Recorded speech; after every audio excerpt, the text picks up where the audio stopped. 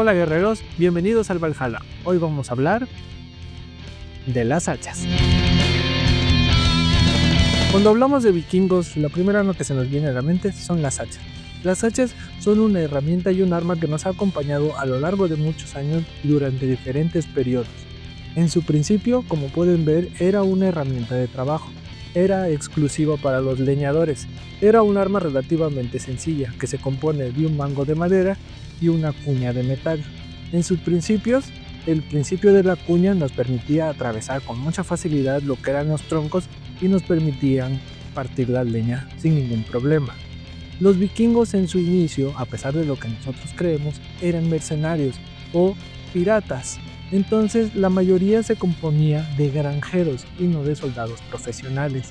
En ese periodo, cada uno tenía que costear su propio armamento. Entonces el hacha era un arma que todos teníamos en casa. Lo único que hicieron en su momento fue jugar con el largo del mango y con los diseños de la cabeza según los requerimientos que ellos tuvieran. Entonces esta arma se distinguió y fue muy característica porque, a diferencia de una espada, el diseño de su cabeza nos permite hacer varias cosas. Por ejemplo, el principio de la cuña nos permite atravesar con suma facilidad lo que es un escudo, y por ende también nos permitía atravesar lo que en ese entonces usaban, que es la cota de malla.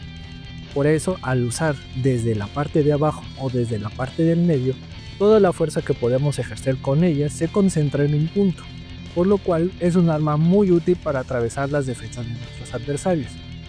Otra forma que podíamos utilizar el hacha es aprovechando este diseño que tenemos aquí de cuña. Esto nos permitía, a la hora de extender el hacha, poder agarrar el escudo de nuestro oponente y jalarlo. De esta forma lo dejábamos desprotegido y podíamos atacar de nuevo al frente.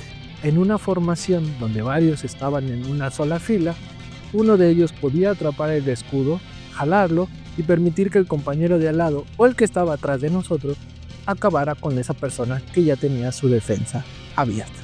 Las hachas no solamente eran un arma muy eficiente en el campo de batalla, sino eran demasiado versátiles, lo que nos podía llevar a diferentes configuraciones. Por ejemplo, tenemos el hacha de batalla muy común que podía llegar hasta unos 70 centímetros de distancia. Luego tenemos otras más cortas como estas, en las que actualmente y muy popularmente se les denominan Tomahawk, y podían llegar a ser incluso tan altas como una persona, como lo es el hacha danesa. Asimismo, podemos observar que no solamente el tamaño era algo que variaba, sino también el diseño de la cabeza. Por ejemplo, podían tener una forma como esta, donde las partes inferiores eran más alargadas y la parte superior también se pronunciaba más. Tenemos este diseño de cabeza que es más regular o más general, que es una cuña simple que podemos encontrar hoy en día. Y al mismo tiempo podemos encontrar otras donde la configuración se le denomina barbada, ya que la parte inferior se alarga como si fuera una barba. Sin embargo, podían existir infinidad de diseños de las hojas de las hachas. Todas ellas respondían a las utilidades que se tenían en el campo de batalla. A lo largo de la historia y durante diferentes culturas, las hachas fueron una herramienta y un arma que siempre estuvo presente. Sin embargo, hay una en específico que es muy conocida y muy característica de nuestros queridos amigos vikingos: el hacha danesa. Esta arma es una arma muy especial, no solamente por su tamaño o por la configuración de su hoja, sino también porque era considerada un arma de élite. En esta herramienta no cualquiera podía empuñarla. Así como en su mayoría los guerreros vikingos eran granjeros, también existían guerreros profesionales. Dentro de estos guerreros profesionales, solamente aquellos que eran de élite podían utilizar esta arma, ya que era considerada una especialidad. Una de las unidades más famosas a lo largo de la historia que las llegó a usar fueron los Huskar. Los Huskar eran la guardia de los reyes o los guerreros de élite. Por lo tanto, tenías que tener un conocimiento previo y a profundidad de cómo se manejaba esta arma, ya que a simple vista pareciera ser un hacha muy grande. Sin embargo, es un arma sumamente versátil que nos da una buena distancia junto con un buen peso para hacer cortes. A su vez, también ofrece distintas zonas de contacto, como por ejemplo la punta, que podía servir como una especie de lanza improvisada. Si no queríamos usar la punta, tenemos este contorno, que podría servirnos para ir hacia zonas que podíamos doblar del cuerpo. Por ejemplo, podíamos golpear la garganta, podíamos ir a la cadera, podíamos ir a las rodillas o podíamos simplemente interceptar el brazo de alguien que estuviera levantando la espada para atacarlo. Otra zona de contacto que tiene pues es la cuña y la hoja en sí, que nos permitía dar golpes de corte.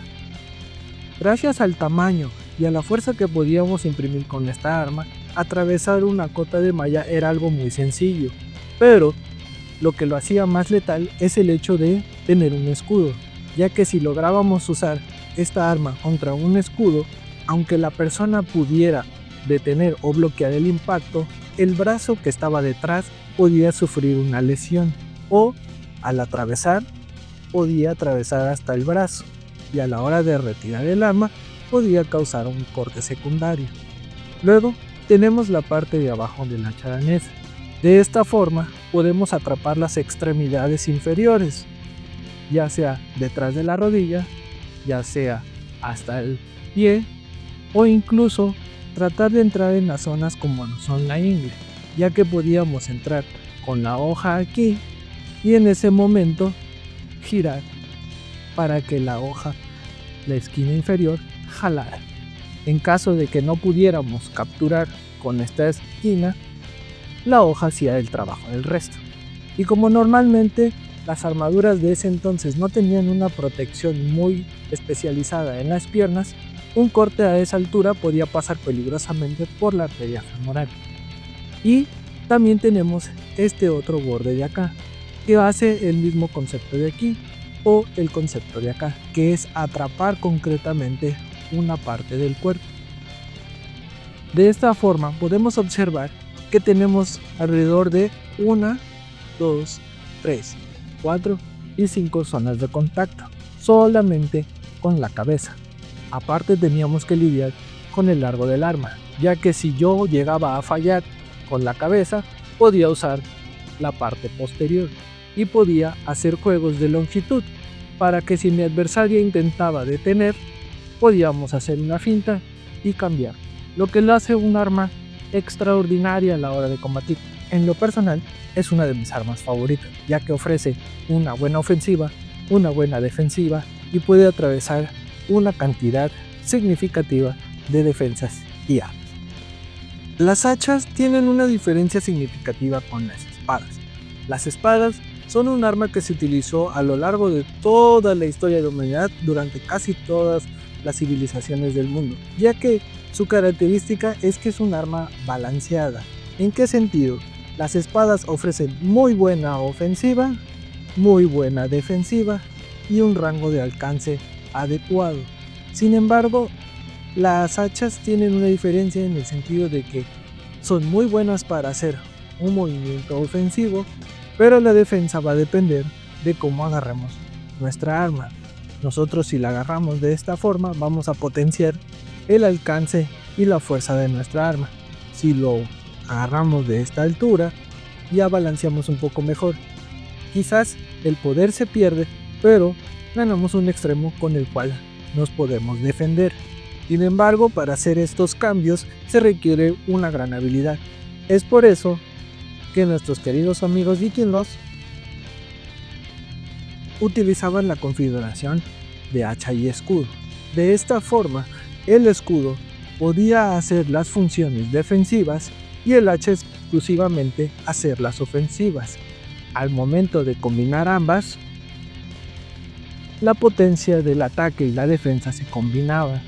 Además, el hacha era un arma que en una configuración de escudos era muy eficiente, ya que desde la seguridad de nuestro escudo, como les había dicho, podemos estirarla para quitar el escudo enemigo. El hacha danesa, en cambio a la configuración de las hachas de una mano, es un arma que exclusivamente se utiliza a dos manos, debido a su peso y a su largo. Las hachas danesas podían tener un mínimo de 1,70 hasta una configuración de 2,10 m, por lo tanto el uso del escudo iba a ser completamente incómodo o demasiado pesado. Es por eso que cuando nosotros usamos un hacha danesa, normalmente lo usaban con una línea de escudos para proteger al usuario que la tenía.